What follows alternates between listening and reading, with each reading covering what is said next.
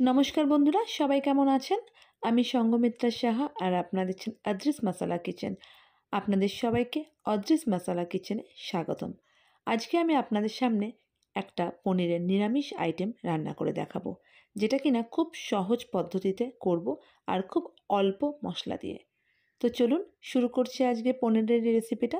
যদি আপনাদের এই রেসিপিটা ভালো লেগে থাকে তো আমার চ্যানেলটি কিন্তু অবশ্যই সাবস্ক্রাইব করবেন, শেয়ার করবেন আর পাশে থাকা বেল আইকনটা প্রেস করে দেবেন, যাতে নতুন নতুন রেসিপিগুলো আপনারা সহজেই নোটিফিকেশানটা আপনাদের কাছে পৌঁছে যায়। তো চলুন শুরু করছি আজকে পনিরের রেসিপিটা, যেটা কিনা ভাত দিয়ে দারুণ খেতে লাগে। তো আমরা এর জন্য নিয়ে নিয়েছি পনিরটাকে আমরা স্কোয়ারে কেটে নেব, মানে ডুমো ডুমো করে কেটে নেব পনিরটাকে। আমরা এখানে প্রায় 400 গ্রামের মতন পনির নিয়ে নিয়েছি।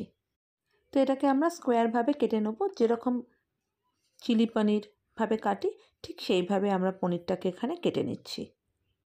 তো দেখুন আমরা পনিরগুলোকে কেটে নিয়েছি একদম স্কোয়ারভাবে, যেরকম চিলি পনিরে কাটি ঠিক ওইভাবেও আমরা পনিরগুলোকে কেটে নিয়েছি। এইবারে আমরা এই পনিরগুলোকে তেলের মধ্যে ফ্রাই করে নেব। আমরা কিন্তু এবার তেলে ফ্রাই করব। আর নিয়েছি দুটো মিডিয়াম সাইজের আলুগুলোকেও আমরা আলুর খোসা ছাড়িয়ে ডুমো ডুমো করে কেটে নেব। আলুটাকেও আমরা কেটে নিয়েছি। এইবারে আমরা এই আলুটাকেও কিন্তু ফ্রাই করে নেব। আলুটাকে খুব লালচে করে ফ্রাই করব।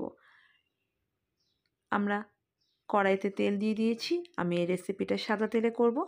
তেলটাকে খুব ভালো করে গরম করে তারপরে একটু ঠান্ডা করে নেবেন, নইলে কিন্তু পনিরটা সাথে সাথে দিলে না একটা দিক লালচে বেশি হয়ে যাবে। তো আমরা এবার পনিরটাকে দিয়ে ভালো করে একদম লাল করে ভেজে নেব। এরপরে আমরা এর মধ্যে দেবো নুন আর হলুদ। তো আমি কিন্তু আজকে পনিরটাকে গরম জলে নুন দিয়ে ভিজিয়ে রাখবো না। আমরা কিন্তু এমনি নর্মাল নুন হলুদ দিয়ে যেরকম ভাজে ঠিক সেইভাবেই আমরা পনিরটাকে ভেজে নেব ভালো করে। এই পনিরটাকে কিন্তু অবশ্যই একটু লালচে করে ভাজবেন, তাহলে কিন্তু এর টেস্টটা অনেকটা বেড়ে যাবে। আর এই রেসিপিটা কিন্তু আমরা ভাত দিয়ে ট্রাই করব। নিরামিষ দিন আমাদের চিন্তা করতে হয় কী রেসিপি করব, কী রান্না করব, কোনটা করলে ভালো হবে। আর সবসময় অত মশলা দিয়েও খেতে ভালো লাগে না। তো আমরা কিন্তু এটা আজকে খুব সহজ পদ্ধতিতে নিরামিষ এই পনিরটা রান্না করব, যেটা কিনা ভাতের সাথে দারুণ লাগবে খেতে। তো দেখুন কথা বলতে বলতে আমাদের পনিরটা কিন্তু ভাজা হয়ে গেছে। পনিরটা কিন্তু লাল করেই আমরা ভেজে নিয়েছি। এইবারে আমরা এই তেলের মধ্যেই আলুগুলোকেও লালচে করে ভেজে তুলব। তো দেখুন আমাদের কিন্তু পনির ভাজা কমপ্লিট হয়ে গেছে। এইবার আমরা আলুগুলোকেও ভেজে নিচ্ছি ওই তেলের মধ্যেই। আলুগুলো যখন ভাজবেন তখন কিন্তু প্রথমে গ্যাসের আঁচটাকে বাড়িয়ে 1-2 মিনিটের মতো নেড়ে চেড়ে নুন হলুদ দিয়ে ভালো করে নেড়ে চেড়ে নেবেন। তারপরে কিন্তু গ্যাসের আঁচটাকে একটু কমিয়ে রেখে দেবেন 5-7 মিনিটের জন্য। এতে কী হবে না, আলুটা যেমন ভাজাও হবে একটু সেদ্ধও হয়ে যাবে। তো আমরা এখানে আলুটা দিয়ে দিয়েছি। এইবারে আমরা এর মধ্যে দিয়ে দেবো সামান্য একটু নুন হলুদ। এবারে আমরা আলুতে হলুদ দিয়ে দিলাম। ভালোভাবে এটাকে একদম লালচে করে ভাজবো। নেড়ে চেড়ে নিয়ে এটা যখন গ্যাসের আঁচটাকে কমিয়ে রাখবো, ততক্ষণে আমরা এর জন্য মশলাটা বানিয়ে নেব। তো আলুটা যখন আমরা হলুদ দিয়ে ফ্রাই করছি তখন কিন্তু গ্যাসের আঁচটাকে বাড়িয়ে নিয়েছি। তারপর এটাকে কমিয়ে দিয়ে রাখবো 5 থেকে 7 মিনিট। এতে এর মধ্যে লালচে ব্যাপারটাও চলে আসবে আর এটা কিন্তু একটু সেদ্ধও হয়ে যাবে। তো চলুন আমরা এর জন্য মশলাটা তৈরি করে নিচ্ছি। আমরা একটা মিক্সি গ্রাইন্ডার নিয়েছি, তার মধ্যে দিচ্ছি 2 ইঞ্চির মতন আদাটাকে আমরা ছোটো ছোটো করে পিস করে নিয়েছি। এইবারে আমরা এতে দেবো টমেটো। আমরা একটা ছোট মাপের টমেটো নিয়েছি, সেটাকেও আমরা ছোটো ছোটো করে পিস করে নিয়েছি। তাতে কী হবে, মিক্সিতে ব্লেন্ড হতে খুব সুবিধা হবে। দিচ্ছি 3টে কাঁচা লঙ্কা, খুব বেশি এটা ঝাল হবে না। তো আমরা 3টে কাঁচা লঙ্কা দিয়েছি। এবারে সামান্য একটু জল দিয়ে এটাকে আমরা ব্লেন্ড করে নেব, একটা পেস্ট বানিয়ে নেব। আর কিন্তু আমরা এর মধ্যে ইউজ করব জিরের গুঁড়ো। তো দেখুন আমাদের কিন্তু মিক্সি মেশিনে মশলাটা তৈরি করা হয়ে গেছে। ততক্ষণে দেখুন আমাদের আলুও কিন্তু প্রায় ভাজা ভাজা হয়ে গেছে। এবারে আমরা গ্যাসের আঁচটাকে বাড়িয়ে এটাকে একদম লালচে করে তুলে নেব তেলের থেকে। আর যে কোনো ভাজা জিনিস যখন তুলবেন না, অবশ্যই গ্যাসের আঁচটাকে বাড়িয়ে তুলবেন। তাতে কী হয়, এক্সেস যে অয়েলটা সেটা কিন্তু খুব ভালোভাবে পড়ে যায়। তো আলুটাকে আমরা ভেজে তুলে নিচ্ছি। এইবারে আমরা এই তেলের মধ্যেই মশলাটাকে কিন্তু কষাবো।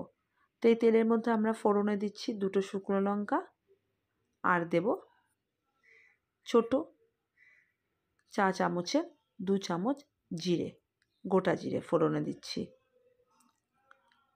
30 সেকেন্ড থেকে 1 মিনিটের মতন যখন হয়ে যাবে, একটা খুব ভালো যখন একটা স্মেল বেরোবে, তারপরে আমরা এর মধ্যে দিয়ে দেবো আমাদের মশলাটা, যেটা আমরা বেটে রেখেছিলাম, আদা, কাঁচা লঙ্কা আর টমেটোর পেস্টটা দিয়ে এইবারে গ্যাসের আঁচটাকে কমিয়ে দিয়ে এটাকে খুব ভালো করে আমরা কষাবো যতক্ষণ না এর মধ্যে থেকে তেল বেরিয়ে আসে। আদা কষাতে কিন্তু একটু সময় লাগে, তো আপনারা কিন্তু সেই বুঝেই যতক্ষণ না আদার কাঁচা ব্যাপারটা চলে যাচ্ছে ততক্ষণ কষাবেন। মোটামুটি 2বার তেল বেরিয়ে আসবে, ততটুকু কষালেই হয়ে যাবে। প্রথমবার আমরা ভালোভাবে কষিয়ে নিয়ে সামান্য একটু জল দেবো, যেটার মধ্যে আমরা মশলা বেটেছিলাম তার মধ্যে একটু জল দিয়ে সেই মশলা ধোয়া বাটির জলটা দিয়ে আমরা একটু কষিয়ে নেব। তো দেখুন আমরা মশলা ধোয়া বাটির জলটা দিয়ে দিলাম, দিয়ে এটাকে আবারও খুব ভালোভাবে কষাবো।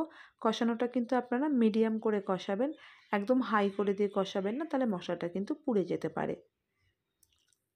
দেখুন এখনও আমাদের মশলা থেকে প্রায় তেল ছেড়ে এসছে। আমি কিন্তু 2বার করলাম এই জিনিসটা। এইবারে আমরা এর মধ্যে দেবো কাশ্মীরি লাল লঙ্কার গুঁড়ো। এতে কী হবে, কালারটা খুব ভালো আসবে, আপনারা চাইলে এটা স্কিপও করতে পারেন। এইবারে আমরা এর মধ্যে দেবো জিরের গুঁড়ো, 1 চামচের মতন জিরের গুঁড়ো দিচ্ছি, আর দেব 1 চামচের 4 ভাগের 1 ভাগ দেবো গরম মশলার গুঁড়ো, যেটা কিনা আমি বাড়িতেই তৈরি করে রেখেছি। আপনারা চাইলে বাজার চলতি যে কোনো গরম মশলার গুঁড়ো দিতে পারেন। এইবারে এটাকে আমরা অল্প একটু জল দিয়ে ভালো করে নেড়ে চেড়ে মিশিয়ে নেব। তো এখন কিন্তু আমরা গ্যাসের আঁচটাকে হাই করে দিয়ে এটার থেকে একটু তেল বেরোনো পর্যন্ত আমরা ওয়েট করব। তবে এই গুঁড়ো মশলার কিন্তু কষানোর কোনো প্রয়োজন হয় না, আমরা এখানে জাস্ট গ্যাসের আঁচটাকে বাড়িয়ে দিয়ে একটু তেলটা বেরিয়ে আসবে ততক্ষণ পর্যন্ত এটাকে একটু কষিয়ে নেব। এতে কিন্তু টেস্টটা অনেকটা বেড়ে যাবে। যখন মশলা থেকে একদম তেল বেরিয়ে আসবে, এইবারে আমরা এর মধ্যে দিয়ে দিচ্ছি আগে থেকে ভেজে রাখা পনির আর আলুটা। পনির আর আলু দেওয়ার পরে আবারও মশলাটাকে দিয়ে আমরা পনির আলুর সাথে ভালো করে এটাকে মিশিয়ে নেব, যেন পনির আর আলুর মধ্যে মশলাটা যাতে ঢুকে যায়। খুব ভালো করে এটাকে কষাবো। বন্ধুরা, আপনারা এই রেসিপিটা অবশ্যই বাড়িতে ট্রাই করবেন, আর কার কীরকম লাগলো আমাকে জানাতে কিন্তু ভুল করবেন না। দিচ্ছি খুব সামান্য একটু মিষ্টি, কারণ যে কোনো নিরামিষ আইটেমে একটু মিষ্টি দিলে কিন্তু তার টেস্টটা ভালো লাগে। আপনারা যদি প্রয়োজন বোধ না করেন আপনারা নাও দিতে পারেন, তবে আবারও বলছি মিষ্টিটা দিলে কিন্তু টেস্ট অনেকটা ভালো হয়ে যায়। তো এইবার আমরা ভালো করে কষিয়ে নিয়েছি, যতক্ষণ না চিনিটা গলে যাচ্ছে আমরা এটাকে মিডিয়াম করে কষাবো। এইবারে আমরা এর মধ্যে দিয়ে দেবো জল। আমরা নর্মাল জল দিচ্ছি প্রায় 1 গ্লাসের মতন, মানে 250 ml মতন জল দিচ্ছি, যাতে পনির আর আলুটা ডুবে যায়। তবে খুব বেশি জল নয়, খুব বেশি পাতলাও হবে না, খুব বেশি গাঢ়ও হবে না। দেখুন পনিরগুলো ডুবে গেছে, ততটুকুই জল দিয়েছি। এবারে আমরা গ্যাসের আঁচটাকে বাড়িয়ে এটা খুব ভালো করে ফুটতে দেবো। আমরা কিন্তু কোনো নুন ইউজ করিনি। কোনো নুন মানে আমি শুধু পনির ভাজার সময় আর আলু ভাজার সময় নুন দিয়েছিলাম, আমি কিন্তু মশলাতে কোনো নুন দিইনি, কারণ পনিরে যেহেতু নুনের পরিমাণটা একটু বেশি দিতে হয় ঢোকার জন্য, তো প্রথমে ফ্রাই করার সময় আমি নুনের পরিমাণটা বেশি দিয়ে দিয়েছিলাম। এতে কী হবে না, ভাজার সময় নুনটা ভালোভাবে ঢুকে যাবে। তো এখন কিন্তু আমি আবারও সামান্য একটু নুন দিলাম, আর আলু ভাজার সময় যেহেতু নুনটা দিয়েছিলাম তাই জন্য আমি নুনটা কিন্তু ঝোলে দিইনি। এখন যখন ভালো করে ফুটছে তখন নুনটা দিয়ে দিলাম, দিয়ে এটাকে একদম ফুটতে দিতে হবে। আমি এটা কিন্তু 5 মিনিটের জন্য গ্যাসের আঁচটাকে কমিয়ে রাখবো। ব্যাস আমাদের কিন্তু পনির আলুর ঝোল একদম তৈরি পরিবেশন করার জন্য। কি একদম মশলা কম দিয়ে করেছি তো, খেতে কিন্তু দারুণ লাগে। একদম দেখুন কষা কষা হয়েছে, কিন্তু মশলা খুব সামান্য। তো বন্ধুরা, অবশ্যই বাড়িতে ট্রাই করবেন। কার কীরকম লাগলো জানাতে ভুল করবেন না। যদি ভালো লাগে অবশ্যই কমেন্টস করে জানাবেন। ভালো থাকবেন সবাই, সুস্থ থাকবেন। নমস্কার।